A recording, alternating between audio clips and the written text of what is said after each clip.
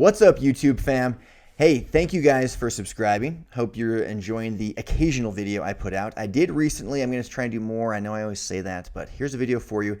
This one's really cool. This is all travel tips and tricks. I was recently asked by a cool company here in Utah, Bamboo HR. You can check them out, Bamboo HR. Great employees, great management, really cool company. Anyway, they asked me to do a video for their employees about travel tips and tricks, and I had to condense a lot of it to fit within the time that worked for them. And so this is the full extended version, the entire thing that I prepared for them. It's really cool. Check out the description for the time at which I hit different segments, and I hope you enjoy this travel tips and tricks video brought to you by Tripio. I am happy to be here. My name is Sean Bingham. I'm going to give you guys some travel tips and tricks. A little background on me real quick. I have traveled to nearly 50 countries, 47 and counting, and I've been doing it for decades now. So I'm gone about 40% of the time. In fact, so far this year, I've been gone over 40% of the time in 2022 away from my home. So I have a ton of experience traveling. I have a company called Tripio. It's actually branded all over the place here. This is where I sit and do podcasts from. So shameless plugs right here. But Tripio is all about travel, how to travel better. And so I feel very qualified to be doing this for you. And I'm honored that I was asked to by Micah and Mallory. And I'm going to have timestamps for this video that I will have given to Mallory and Micah. And so we're going to cover a variety of different topics on how to travel better. And if you guys, some of it might be super simple to you and you already know it, but maybe there's a certain topic we're going to hit that you can skip ahead to. I'll make sure you know the time at which I hit different segments. So you might see me looking to my right here a little bit. There's a computer screen over here that's got my notes and things like that.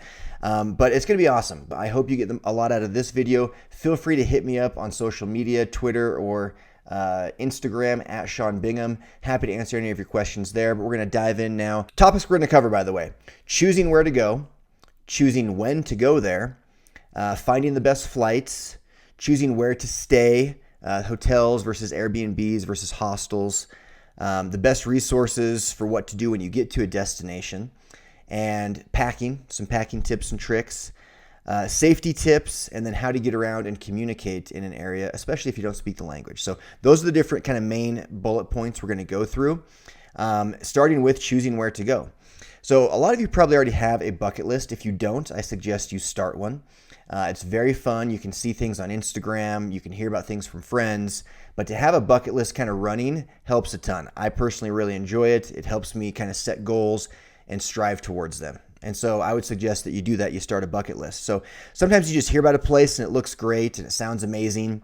And so you go and you plan along the way and it just works out great. You don't really have a huge plan going into it. You just kind of heard it's fun and so you take off. So a place like that for me that I've actually not been to that is on my bucket list is Iceland. Iceland is a place that's very trendy right now. I saw and kind of fell in love with it probably when most others did when that movie The Secret Life of Walter Mitty came out. And so that was an example of one where I was like, this looks cool. I want to go. Beautiful waterfalls. He's longboarding down a mountain, like whatever it was. And it just makes me want to go. Since then, I've had a number of friends go there. Their pictures look amazing. So I just want to go. I don't really know much about it other than waterfalls, and it looks cool, and I want to go. So that's an example of, you just hear about stuff through the grapevine, and you put it on a list, right? Sometimes you just want to go sit on a beach. You just want to relax. You want to not worry about anything. You want to just go hang out and be lazy. So for vacations like that, you probably don't need a ton of my help. You can't beat places like Hawaii, Florida, Mexico, California. Laguna Beach has some of the most beautiful beaches in the world.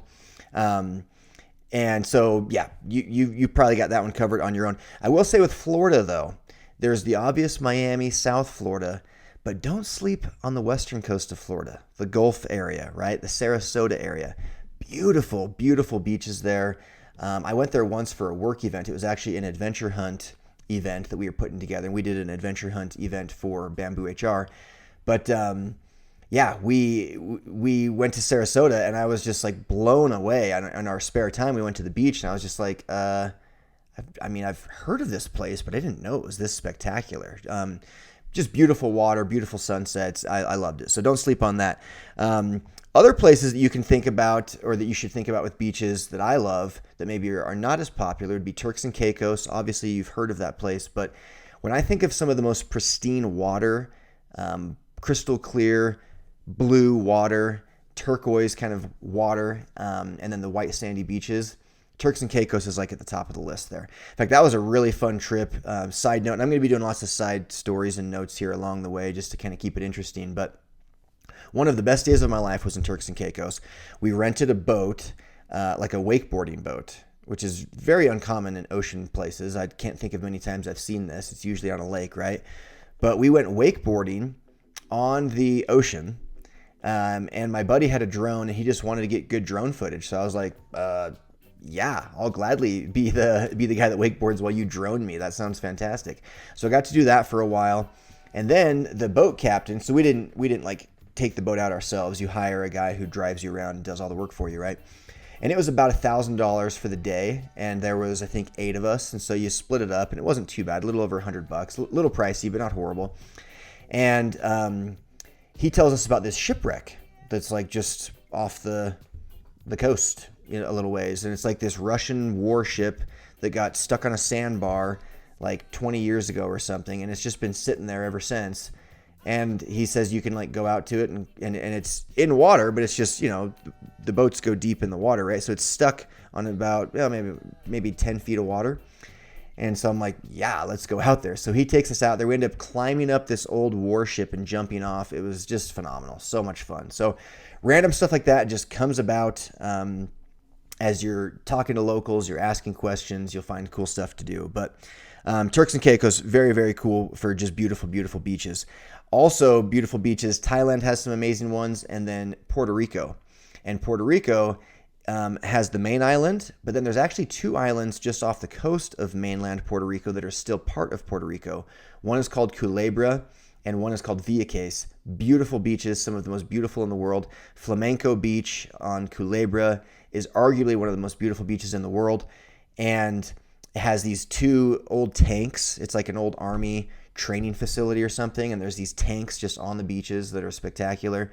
So something worth checking out as well. Again, Puerto Rico is technically part of the U.S. It's one of the territories, so it's very easy to get to, in and out of. Worth checking out. They use the U.S. dollar. Plenty of people speak English. You kind of get like a foreign country feel while not totally being in a foreign country. It's a good little mixture. So Puerto Rico is a place I'd check out if I was you. Okay, so other ways to find places to go are sometimes you just hear about it, like I mentioned, through that movie, The Secret Life of Walter Mitty, right? Well, I'm a big fan of The Bachelor. Sorry, I am. I'm embarrassed to say it, but not really, because I feel like most people kind of like The Bachelor, but I do. And they usually, obviously the last couple of years, they haven't as much because of COVID, but they usually are traveling around to all these different areas, right? And I would just pay attention. And I remember one time I saw Curacao on there, and I was like, that place looks spectacular. We should go. So me and my buddies, we went and did a trip to Aruba and Curacao. Aruba is a place that everybody hears about in the U.S. And guess what? Aruba wasn't that cool. I wasn't that impressed. I mean, we had fun, but we actually left early to go to Curacao. And Curacao, I thought, was spectacular. So loved Curacao. So pay attention on TV shows that you like. Where are they going? Where does it look cool? Another one I really like is Survivor. I'm a big fan of Survivor. It's probably my favorite show on television. And now they just do it in Fiji all the time. But for years, they're on like season 43 or something, by the way. For years, they were going to different places. It was Survivor Tocantins, Survivor, Australia, Survivor Nicaragua. And they did one in Cambodia. And I went to Cambodia strictly because I saw it on Survivor, and it was a very, very fun trip. So pay attention to what you're seeing on TV, what you're seeing on Instagram, what you're hearing your friends talk about. I like to subscribe to certain newsletters. Some that I like in particular are The Discoverer and Travel and Leisure. The Discoverer and Travel and Leisure. They have some really good blogs and some really good newsletters that they send out. They get me every time. I end up wanting to click and learning more. So pay attention to that stuff. And then another one I want to mention, another type of place you might want to go would be somewhere that's just like not trendy. It's unique. It's different. It's kind of going to make your friends be like, wait, what? Where did you go? An example of that for me, last year I went to Romania, and we had so much fun. I didn't know the first thing about Romania. We just showed up. We knew it was open for, with COVID restrictions. They were open. and we knew that we would never go otherwise. It was me and two other buddies. And so I was like, well, when are we going to go to Romania? Like, married, kids, like, it's probably not going to be a thing. So it's just unique. It's different. It was a unique opportunity. So we went. We ended up having so much fun. They had these via ferratas, which if you don't know what those are, it's like these, it's like these rebar like posts, almost like a ladder has been put into the mountain, right? Just these rebar pegs kind of up and down the mountainside. And so you can like hook in. It's actually very safe, even though it feels and looks scary. It's actually quite safe. And so it's just a way to be able to explore the mountain really, really well. We ended up finding 2 of those that were spectacular. The world's greatest salt cave is there. It's like this underwater salt cave that goes like 2,000 feet into the center of the earth. There's like an amusement park down there. Weird stuff, but we loved it. Castles everywhere. Romania was spectacular. So just a unique place, off the beaten path, not touristy, not trendy, and we loved it. So pay attention to those places too. Just look at a map and kind of start to think, what's unique, what's different, do some research. So, okay, another type of trip, and now we're going to get into, more of the nuts and bolts of things that might be more beneficial to you, I think. Another trip that is overlooked often, I think, is one where there's a specific opportunity or experience that you get just on that trip. So examples of that I've done that I loved that maybe can get your brain going on where you'd want to go would be, I did a surfing trip with some friends to Nicaragua. We literally just went to Nicaragua and we surfed like 8 hours a day, the entire week. And that was our focus. That's what we did. We had free time, a few hours every day where we were doing other things, but we would go into town, we'd check out some old churches or do a hike or go to restaurants, whatever. But the goal of the trip was to go surfing as a group of friends. And I had so much fun. I went on that trip barely being able to get up on like a big, huge 13-foot longboard. And I left being able to surf pretty decently well, where I could catch a wave, go down the line, a much smaller board. I felt like I could say I finally can surf, right? And so that was one where we just dedicated the trip to surfing. And we went there specifically to surf. It was in San Juan del Sur, Nicaragua. It's known for great surfing. They have surf camps. They have an offshore breeze, which usually the wind blows onto the shore, right? Well, in some places it blows off of the shore out to the ocean.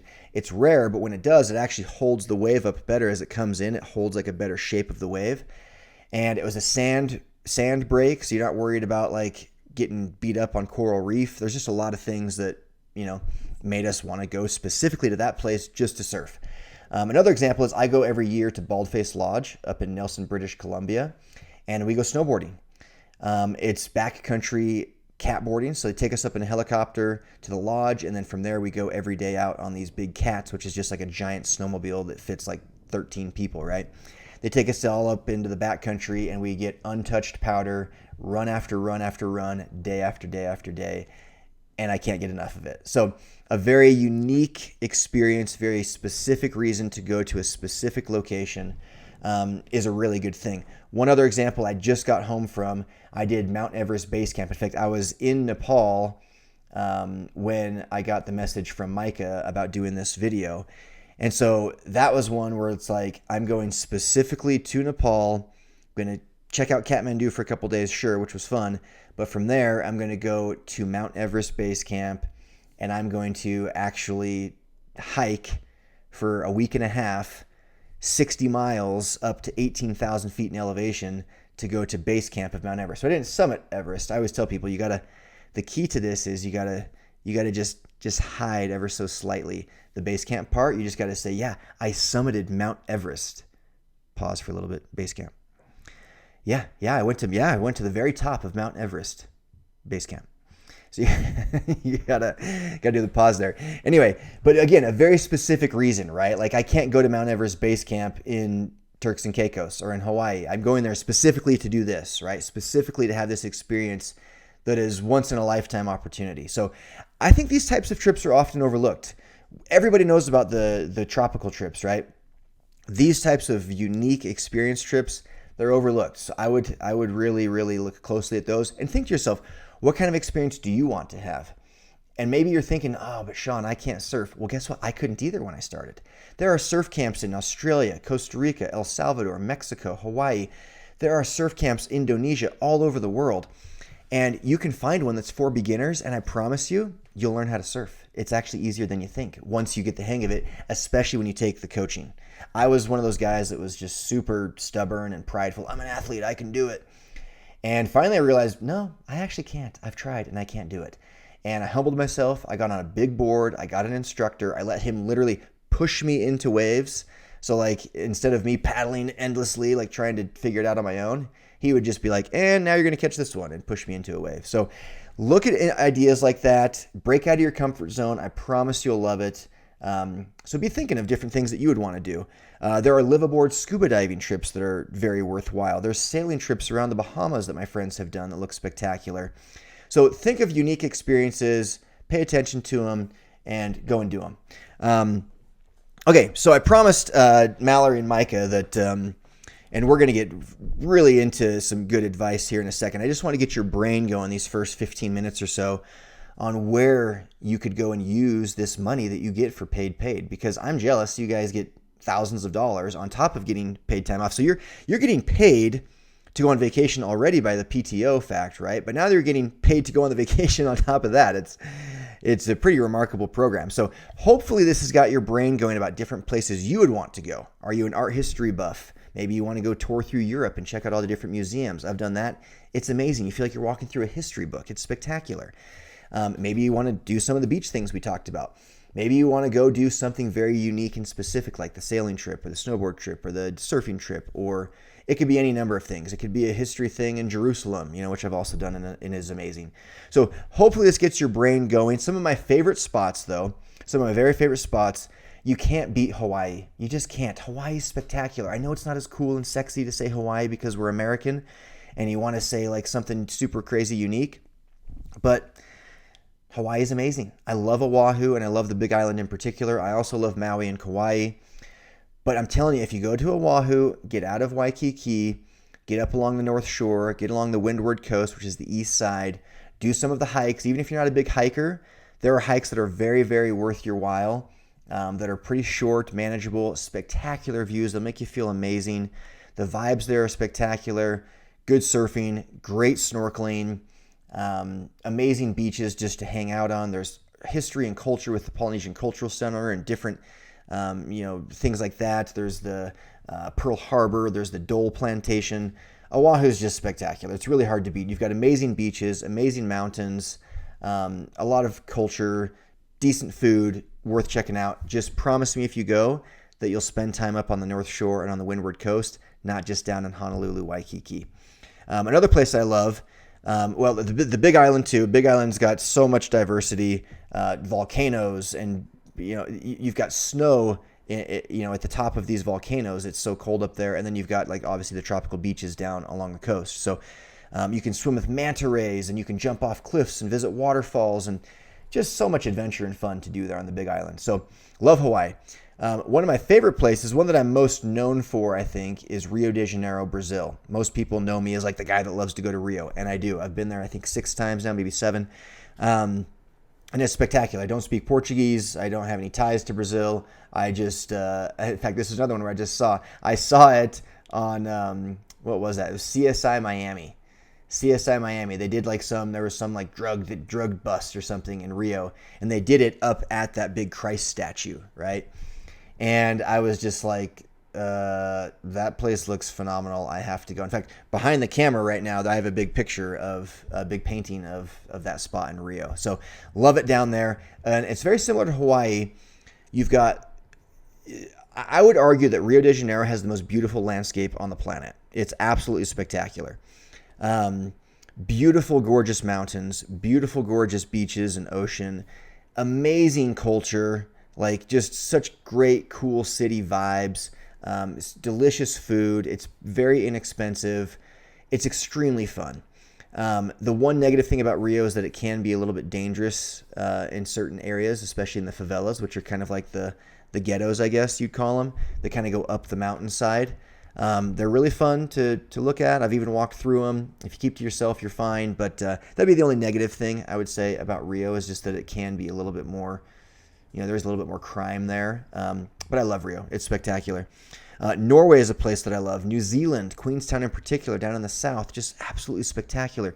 Beautiful mountains. There's the world's, this is not in Queenstown, but it is in New Zealand, the world's highest commercially rafted waterfall is in New Zealand. I've gone off it. It was amazing. The world's biggest swing I've done in New Zealand. It was spectacular.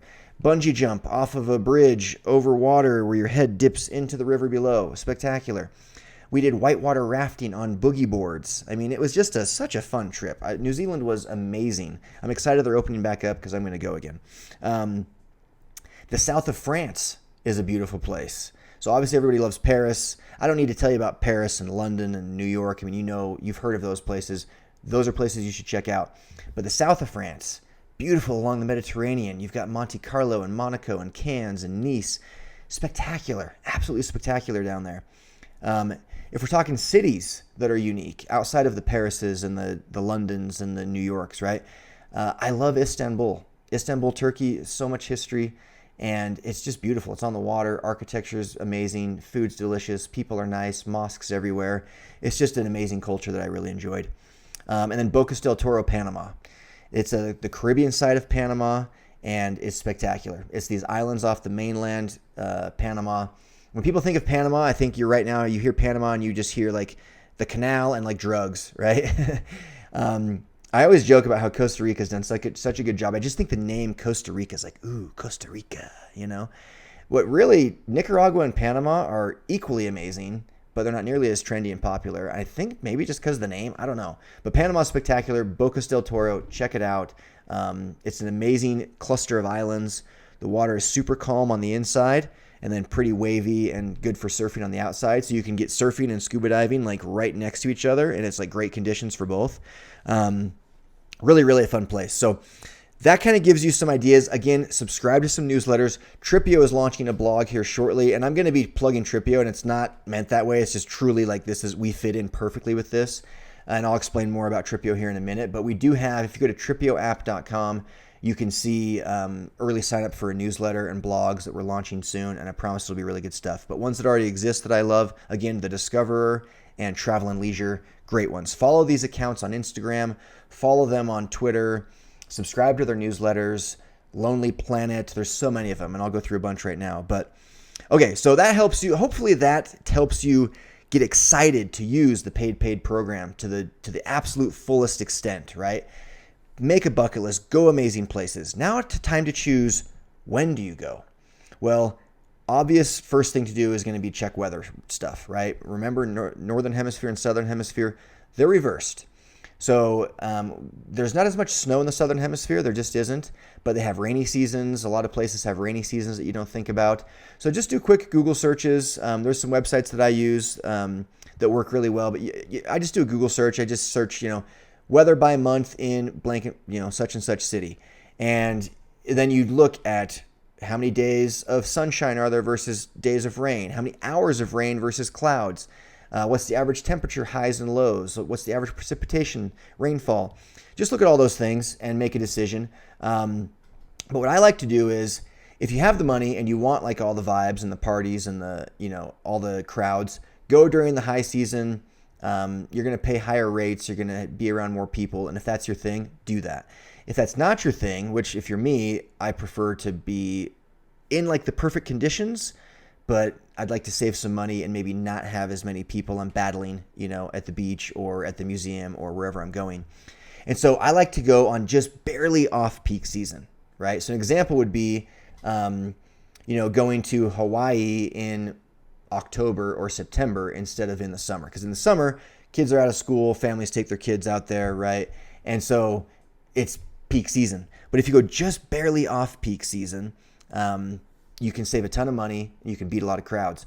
And another example, I did a 5-week stint in Newport Beach. I was thinking about moving there, and I did 5 weeks from middle of September to the middle of October, and I saved like 30% in Airbnb costs, and there were like probably 50% fewer people that were there on vacation at the beaches and things like that. So not finding as many people at restaurants, at the beaches, parking, wherever you're going, there's just going to be fewer people. Iceland's another example. If you go in peak season, you're going to get to this spectacular waterfall to take a picture, and guess what? There's going to be 300 other people there to take a picture too.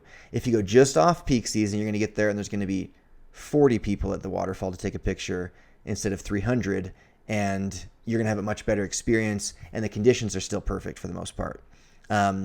So I think going just off peak season is ideal. I would take that into account, and I would make that your focus. So that's choosing when to go. Now for finding good flights. Okay, a lot of you guys, might be loyal to a certain airline. If you live in Utah, most of you, I'm guessing Delta is your go-to, right? I don't fault you. If that's your thing, stick to it. Earn your points. Get your platinum, medallion, diamond, whatever. And I'm not making fun. That's just personally not my thing. I've looked heavily at that and decided that the benefits that you get for hitting those upper tiers does not outweigh the savings you can make by just always choosing the cheapest flight. So I like to use kayak.com. That's like my go-to, kayak.com. Google Flights is another one. Google Flights is a good backup.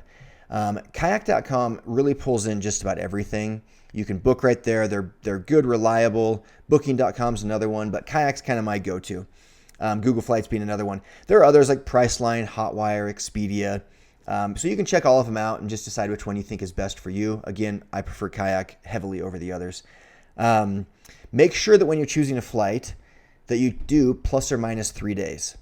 There's an option on the calendar to do the exact date or plus or minus 3 days, plus or minus 2 days, plus or minus 1 day. And you can do it on both the departure and the return flight, right? And the reason you do that is because I'm sure with your PTO and your paid program, you can pick when you leave. And so you're going to want to pick a time where it's like maybe on a Tuesday, it's super expensive, or actually Tuesdays, usually it's not expensive. Maybe on a Friday, it's really expensive to fly out. And on a Monday or a Sunday, it's really expensive to fly home. But if you just shift that slightly and you leave on a Wednesday and you come home on a Saturday, then it's going to be a lot cheaper, right? Everybody wants to do the weekend trips, and so prices naturally go up. So make sure that you do plus or minus 1 or 2 or even up to 3 days so you can see all of the different varying costs day by day. Another thing I would suggest is that you do it in a, when you're going to purchase a ticket, you'll want to have an account created on Kayak, and you want to purchase it under like an official account.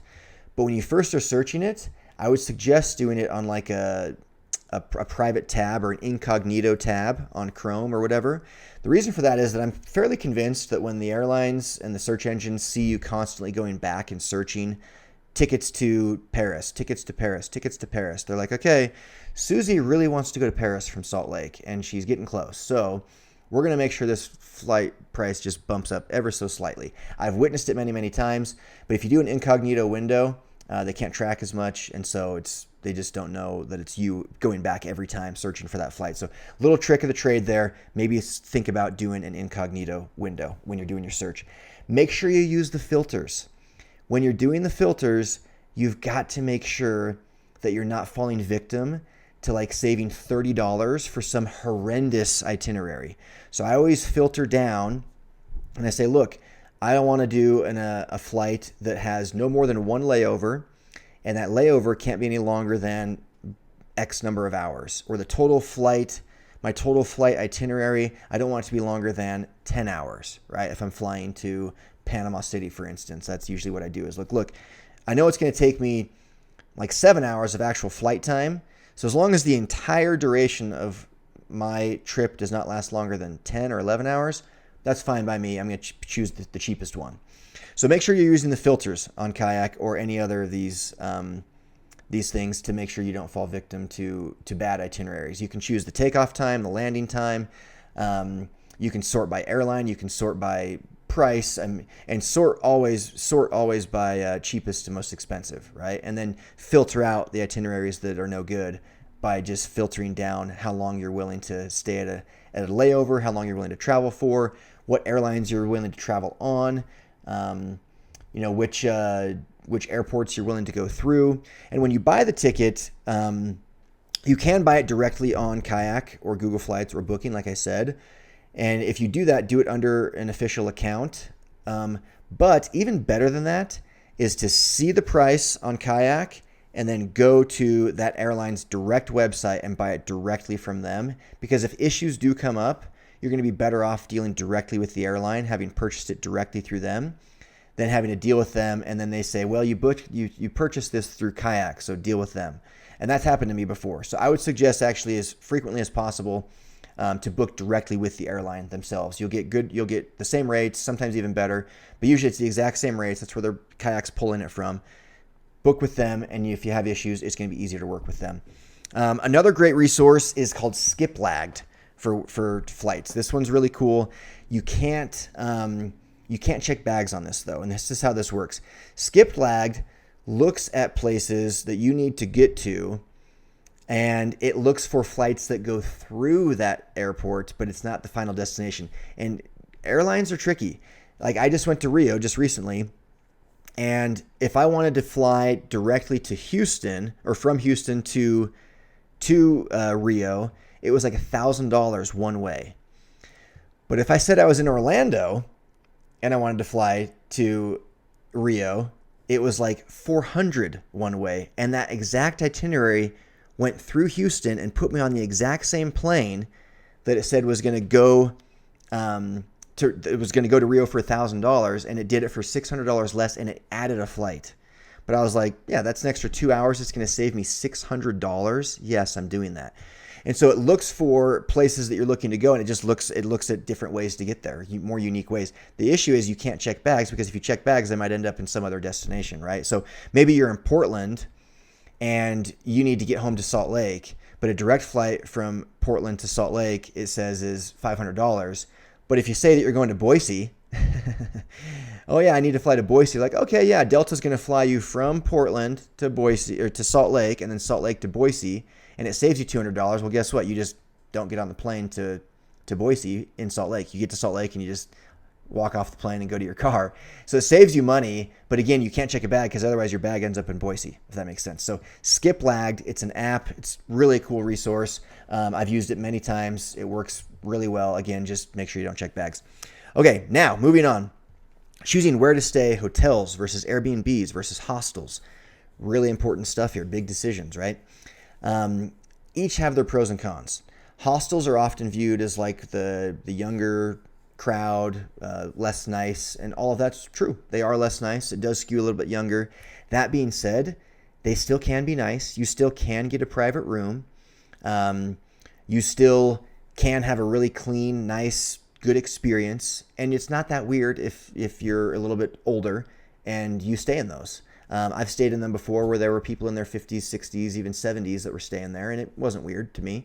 And so it doesn't have to be weird to you. So think about hostels. If you're going to do a hostel, I would use hostelworld.com, and make sure that you choose one that has lots of positive reviews with at least a 9.0 or higher on cleanliness. Minimum of a 9.0 or higher on cleanliness on hostelworld.com. I would also ideally look for one that has a 9.0 or higher on location. So in the review section, 9 or higher on cleanliness and location. Very important for hostels. Again, hostelworld.com. You can get private rooms. They're worth checking out. The more common two, though, of course, are hotels and Airbnbs. Both have their pros and cons. Airbnbs are great if you have a group of 4 or more. If you do Airbnb, also VRBO is a good backup website. VRBO. I would check that one out as well. But Airbnb has really great stuff. I would trust the reviews. I would read the reviews. I would look for ones that are 4.7 or higher. So Hostelworld's out of 10. Airbnb is now out of 5. So 4.7 or higher on your reviews. I would read the reviews and ask yourself, or pay attention to, how many reviews are there and how recent are they, and what especially do the most recent ones say.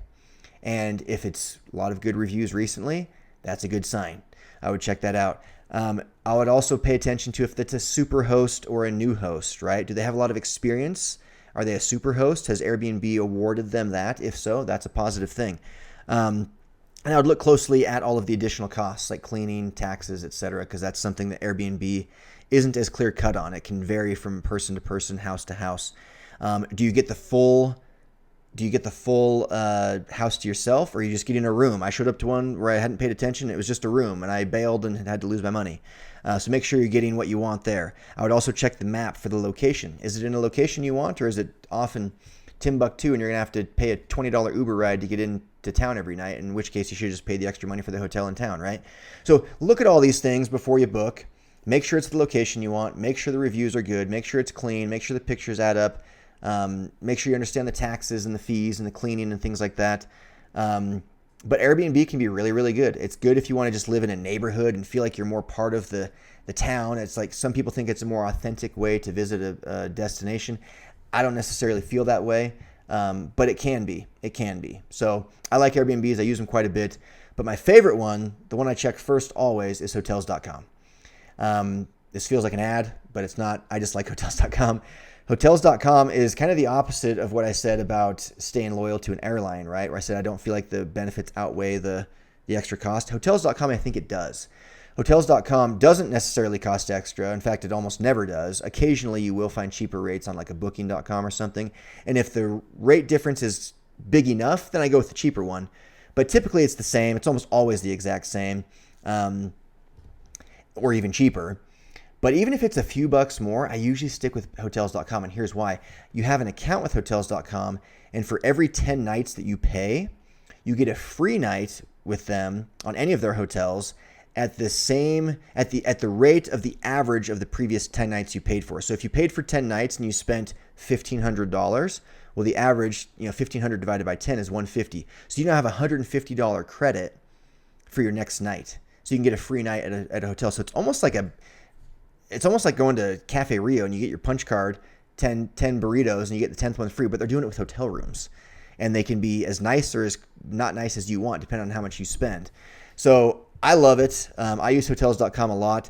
Make sure that you filter a lot here as well. I always choose 4 stars, and the most important one, sometimes 3 stars, but the most important one is an 8.0 or higher on the guest reviews. So the hotel rating is going to be 3, 4, 5 star. I never stay at anything below 3. Usually I stay at 4 stars because they're, I'm not super duper fancy 5 star, but I'm also, certainly not wanting to stay in a 2 star. 3 stars fine as long as the guest reviews are 8.0 and higher. So just make certain that you're not staying somewhere where the guest reviews are below an 8. Don't do it. It's not worth it. Trust the guest reviews. Think of it like Flickster or Rotten Tomatoes. The critics have one thing to say, but I'm more interested in what the everyday person like me is saying. So look at the guest reviews. Is it an 8.0 or higher? If it is, that's a good thing on Hotels.com. The thing with hotels is they're going to clean up after you every day. Airbnbs are not.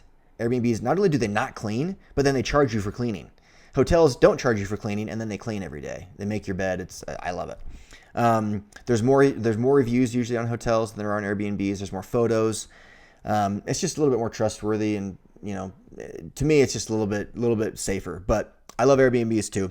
Again, though, you're going to want to verify the location. Check out Map View and verify the location is what you want. So hopefully that helps you with hotels, Airbnbs, or hostels.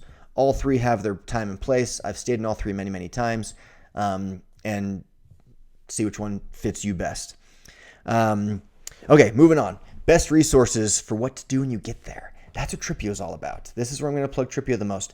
If you go to tripioapp.com, you can check it out. The app is launching this month and being May. I don't know when this is going to get to you. I'm guessing it'll be this very soon. But Tripio, you enter your preferences on a scale of 1 to 5. How into adventure are you? How into art, history, culture? How into family friendly? How into nightlife? How into good eats? You kind of tell us what your preferences are and how long you're going to be there. Do you have a car? Are you using public transportation?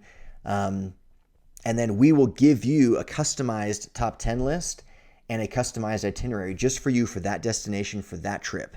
It's very, very cool. There's nothing out there like it. Right now, the trip advisors and things like that, they kind of have their own best interests in mind. Like, hey, here are the tours that we make the highest commission off of. You should do these. At Tripio, we're trying to do the opposite. We're trying to say, look, we want to have your best interests in mind. We're going to give you far better advice, For that though, you pay a premium. It's going to be $30 per year, so just $2.50 a month. So check it out. I want you guys to check it out. I'll even get you guys a discount code. I'll get it to Mallory and Micah to make sure that everyone at Bamboo HR can get a discount on Tripio, because I want you guys to experience it. So use Tripio, check it out.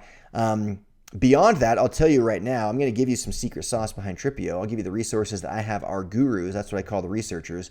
The gurus are using different resources that I've used over the years, and I'll tell you what those are so you can do your own research as well.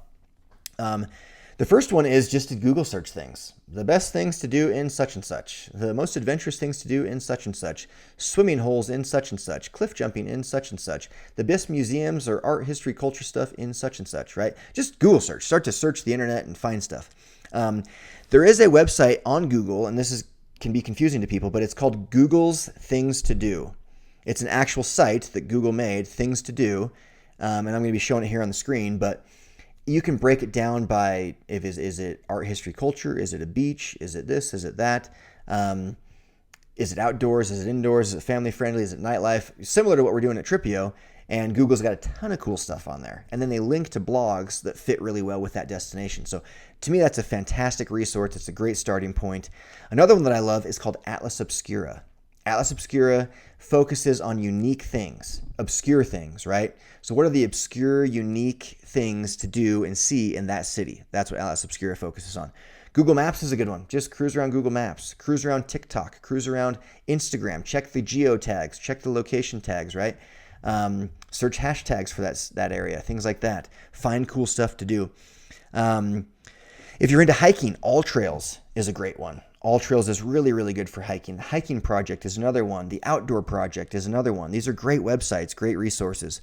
TripAdvisor does have good stuff. If you're a restaurateur, if you're a foodie, right? Yelp can really be helpful there. Lonely Planet is great. There's one called Only in Your State that's for things around the United States that's really cool for unique experiences, right? Kind of different things. If you're into surfing, Magic Seaweed and Surfline are really good resources. If you're into rock climbing, the Crag or Mountain Project are really good resources. There's all sorts of good resources, right? So hopefully just hearing those and seeing those flash across the screen help give you a good feel for what you can go find to do.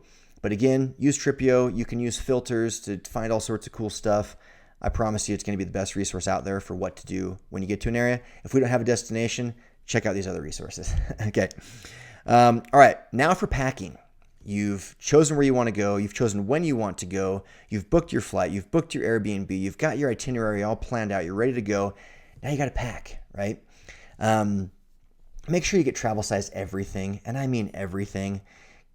Like, take a small toiletry bag. Even you ladies, take a small toiletry bag with just the essentials. I take deodorant, toothbrush, toothpaste, and that's kind of it. I don't take much else. If you have to take some hair product, little travel size hair product, do it. Travel size cologne or perfume, do it. Travel size lotion, I do take that. I take travel size lotion, travel size sunscreen.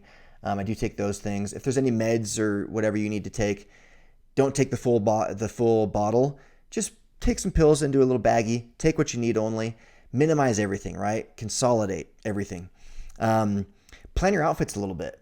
You know, it's so much easier than just, I know it's so in your mind, it's just so easy to start throwing stuff into a bag and take everything, but you're going to regret it. You're going to have to lug a big bag around the airport. You're going to have to lug it into an Airbnb or into an Uber or whatever. So plan out your outfits a little bit, plan out your days, plan out your activities, and just take what you need. If you're staying in an Airbnb, know that you should look for one that you have a washer and dryer in, and you can wash your clothes and rewear some things. That saves a ton of space. Know that you're not going to wear all 20 swimsuits that you bought. I'm sorry, you're not. You're only there for 6 days. When I'm going for 6 days, I take 3 swimsuits. 3. I wear one for every 2 days. It's getting washed in the water. It's fine. So I don't need a different swimsuit every single day. One for every 2 days is plenty for me. Sometimes I do one for every 3 days. Okay. For ladies, I know that's blasphemous. I apologize. Maybe you can take one per day, but please do yourself and everyone else a favor. Don't take more than one per day. It's not necessary. I never check bags personally, so I always try and get everything into one carry-on, ideally, and then 2 at the most, right? And I'll show you different things you can do there. But one thing to keep in mind is with shoes, those can take up a ton of space. If you're going to pack shoes, pack your socks and things inside of them. I usually take a pair of sandals in my bag, and then I take a pair of just tennis shoes that I like, and that's it. Occasionally, I'll take another pair of shoes that I squeeze in there, and I put socks and stuff inside of them. But usually, it's just a pair of sandals in my bag, pair of shoes on my feet for the airplane. That's all I got for shoes. And then I do take a raincoat or a light jacket always. Doesn't matter where I'm going. I will take a light jacket, and if it's anywhere even remotely tropical, I take a raincoat with me, and I actually carry it with me a lot when I'm out and about each day. Because if you're in a place like Hawaii or Panama or Brazil, you might just start getting poured on, and it's nice to have a raincoat, stay dry. So I do that. They take up very little space. I also take a day pack, a fanny pack, or a drawstring bag always. And so those are really good to have. I would suggest doing that. Find a great carry-on, though. A roller bag or a backpack, or ideally one of each. I think the best roller bag out there is a Monos, M-O-N-O-S, Monos. They've got an expandable one. It's got a separate slot for your computer and things like that on the outside. I think it's the best roller bag out there. Fits in the overhead compartment. Nomadic has a great roller bag. I actually have a Nomadic roller bag, and I love it. And they're also a local Utah company. Cotopaxi has great backpacks. They're a local Utah company. Nomadic, in my opinion, has the best backpacks, and they're a Utah company. So check those out. Find one that fits for you. And when I can't fit it all in one carry-on, I take two. I take a smaller backpack that slides over the handle of my roller bag, and I have now two carry-ons. If you can't fit everything in two carry-ons, then that's a packing problem that you need to fix. Again, take what you need. Don't take more. I always say, if you've got your passport or your driver's license, your cell phone, and your wallet, you're golden. You can figure it out when you're there. So don't pack more than you need, because you'll regret it. I do love roller bags, though, because I used to be a backpack guy, but they just kind of get heavy. If you're going somewhere where you can't roll things along a beach or roll things along cobblestone as well, backpack's going to be handy. But most places you go, you're going to be just fine with that roller bag, and you're going to save your shoulders and your back and your neck. But last thing you want to do is get on a long flight and you got freaking neck or back problems from the backpack, lugging it around the airport. I don't ever check bags unless I absolutely have to, because it's a snowboarding trip or something like that, right? So I would try to not check a bag if I were you. There is a little trick you can do that you may have seen recently on Instagram. I know I did. But if you have more than you should be allowed to take, or that can fit in your carry-ons, or you're overweight in your checked bag, bring a pillowcase and put a bunch of clothes and stuff in a pillowcase. Makes it look like you're just carrying a pillow onto the plane, when really it's like another carry-on. Little trick there. I always take, if you must check a bag, by the way, make sure that everything important goes into your carry-on. Your wallet, your phone, your charging cords, a full clean set of clothes, including underwear and socks, a full clean set of clothes in your carry-on, your computer, passport, snacks. I take corded headphones with the dongle for my iPhone, because then I can use it on the plane sometimes too. I also take my AirPods, but I like to have the corded headphones just in case the airplane has that in-seat, screen, and they want to charge me $5 for the headphones. I just bring my own just in case. So I take corded headphones with the dongle. And then, just make sure everything important is in your carry-on. If you have to check a bag, everything important goes in your carry-on. Make sure that you download the apps for the in-flight entertainment. So if you're flying on American Airlines, download the American app. If you're flying on Delta, download the Delta app. If you're flying United, download the United app. A lot of these airlines now, the in-flight entertainment is on an app that you have to have. And once you're on the plane and flight, you can't download it, right? So make sure you have their app downloaded. It helps a lot. You can delete it when you're done with the trip, but I would download the app of the airline you're going on. I always travel in long sleeves, both pants, long pants, and long sleeve shirt, frequently with a t-shirt underneath. But planes get cold a lot. Like even flying to Hawaii, like you're up at 30,000 feet and they keep that AC pumping. Even if you turn your little vent off, I feel like it just gets chilly up there. So I always fly in long sleeves, long pants, and long sleeve shirt. And I like it. I prefer it. It saves space. It keeps me warm, and it saves space in my bag. So I would recommend doing that. I don't have kids, but I did ask some friends who have kids for a couple travel tips. This is what they said. One is to get the Plane Pal.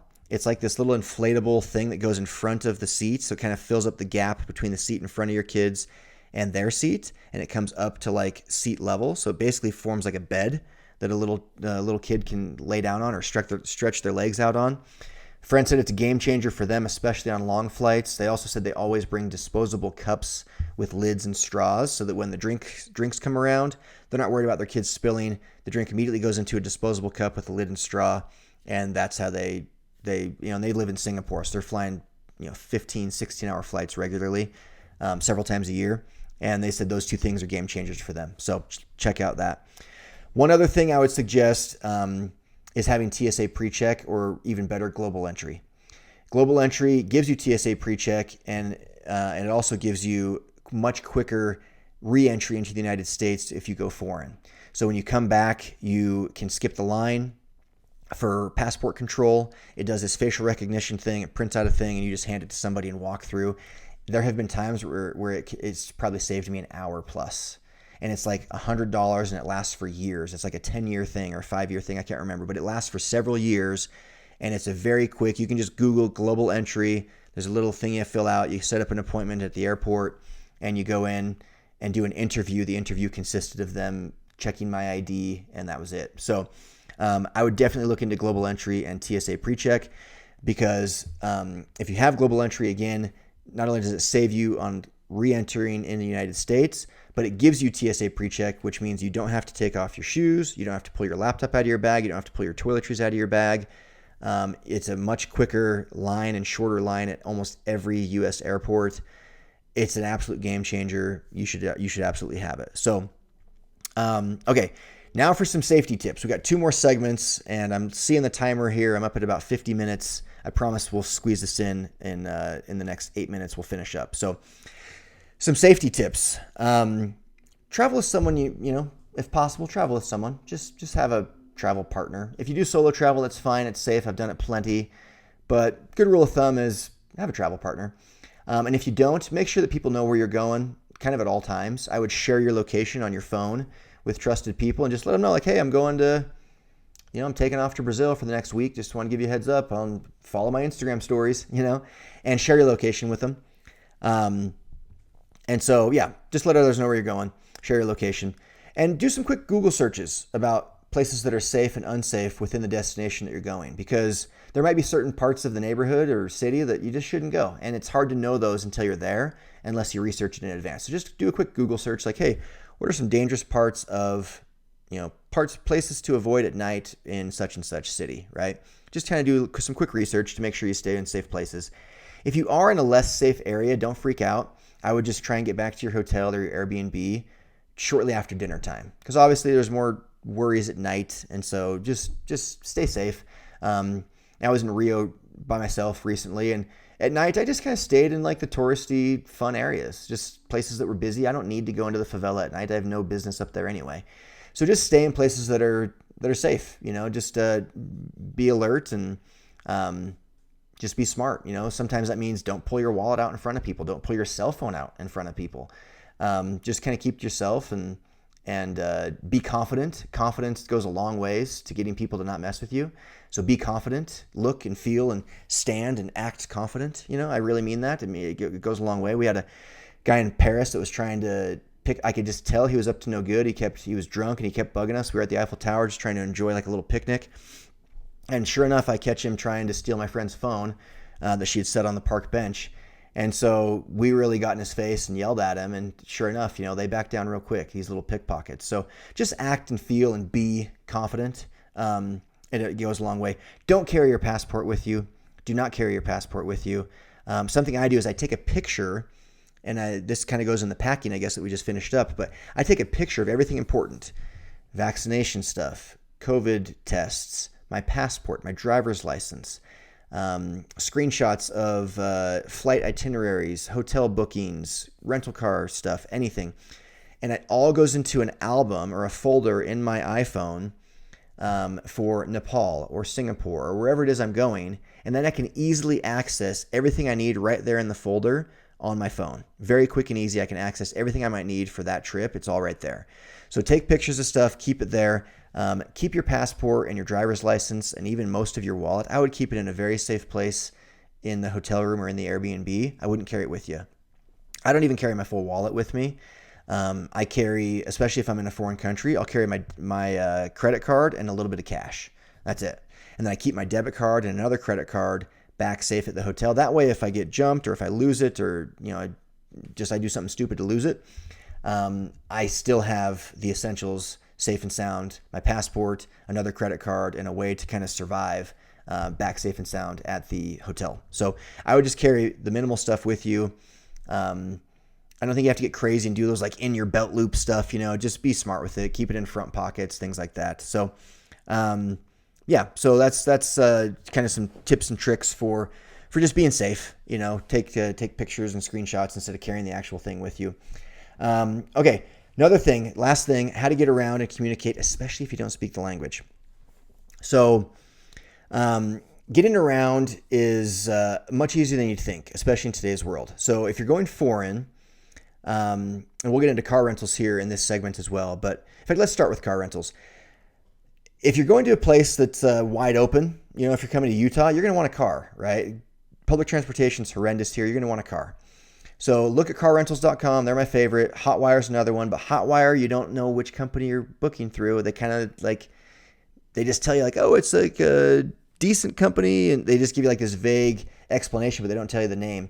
I like to book with tried and true car rentals. I've saved $30 before by booking through some random company, and then I end up waiting 30 minutes for the shuttle at the airport, and then I take a 20-minute shuttle to some shop out in who knows where, and then I wait in an hour-long line because so many other people fell for it too, and we're all trying to save $30. When really, if I would have just paid the extra $30, I could have an extra 2 hours of my day at the destination. So check out carrentals.com, and if you're me, go with known names. You know what those are: Dollar, Hertz, Enterprise, Alamo, Budget, National.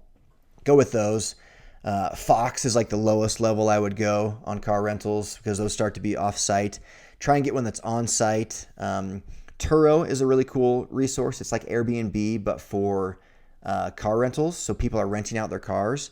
So check out Turo. It's a really cool thing, especially if they pick you up at the airport and drop you off. It's almost like your friend is there to pick you up and then they just walk away and catch an Uber home or something, or a friend picks them up. I don't know. But I've had it before where I just showed up at I walk out to the curb and a car's waiting for me. Quickest, easiest thing I've ever done. Same thing. I get there and I'm like, hey, I'll meet you at the airport. I'll arrive at this time at this location.